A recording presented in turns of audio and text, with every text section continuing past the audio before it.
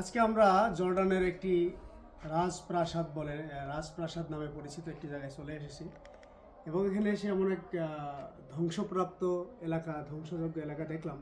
দেখে আমার সেই কোরআনের সেই ইতিহাসের বাণী আমার মনে পড়ে গেল যে আল্লাহ পাক যুগে যুগে অসংখ্য জাতিকে ধ্বংস করে দিয়েছে, পৃথিবী থেকে নিচ্ছিন্ন করে দিয়েছে। দেখতে পাচ্ছেন আমার এখানে একটি ঘর, এটা কোনো এক সময় কোনো না কোনো মানুষের বসবাসের স্থল ছিল। বিশাল বিশাল বোল্ডার পাথর দিয়ে এই ঘরটি নির্মাণ করা, কিন্তু আল্লাহ যখন এটাকে ধ্বংস করে দিয়েছে, তারা পুরো জাতিসহ পুরো এলাকাসহ ধ্বংসপ্রাপ্ত একবারে মিশে গেছে, ধ্বংসের সাথে নিচ্ছিন্ন হয়ে গেছে। কিন্তু তাদের যেই ঘর বাড়ি, তাদের যেই বসত এলাকা, এটার এখনও কিছু কিছু নিদর্শন আল্লাহ পাক রেখে দিয়েছেন, যে মানুষ যুগে যুগে মানুষ পৃথিবীতে আসবে, তারা যেন এটি দেখে শিক্ষা গ্রহণ করতে পারে। কেউ যেন আল্লাহর সাথে নাফরমানি না করে, কেউ যেন আল্লাহর সাথে কুফরি না করে, শিরিক না করে, আল্লাহর আইন যেন মেনে চলে, আল্লাহ পাকের নেয়ামতের যেন শুকরিয়া সবাই আদায় করতে পারে।